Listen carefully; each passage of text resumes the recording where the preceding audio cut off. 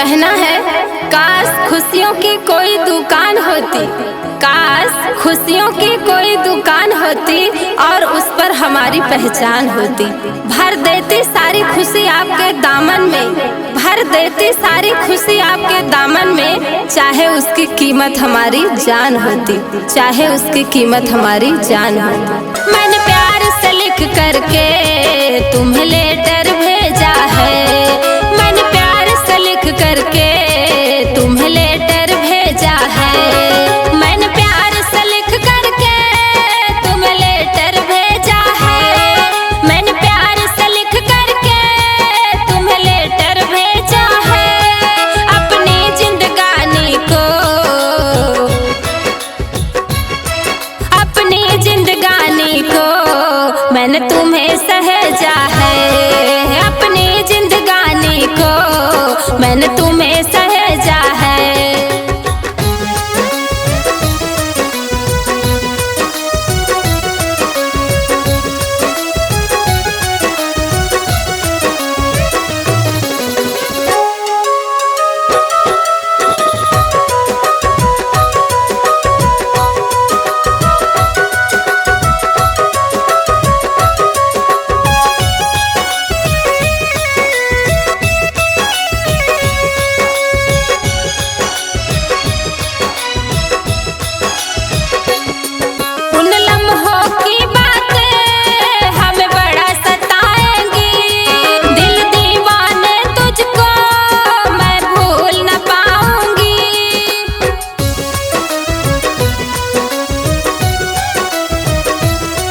उन लम्हों की बातें हमें बड़ा सताएंगी, दिल दीवाने तुमको मैं भूल न पाऊंगी।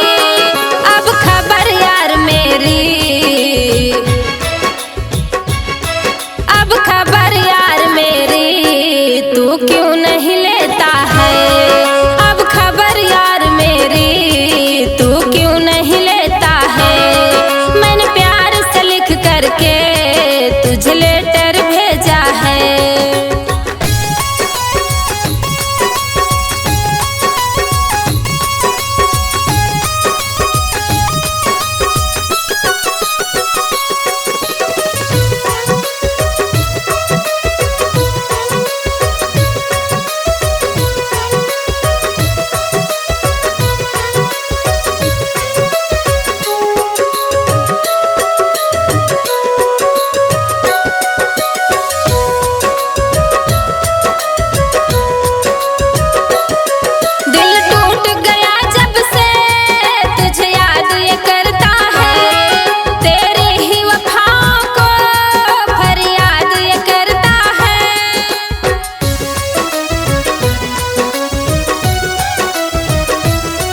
दिल टूट गया जब से तुझे याद ये करता है, तेरी ही वफाओं को फरियाद ये करता है।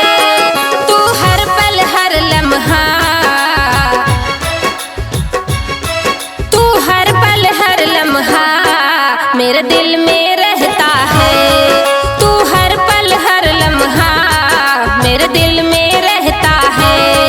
मैंने प्यार से लिख करके तुझे लेटर भेजा है, मैंने प्यार से लिख करके तुझे लेटर भेजा है, मैंने प्यार से लिख करके तुझे लेटर भेजा है।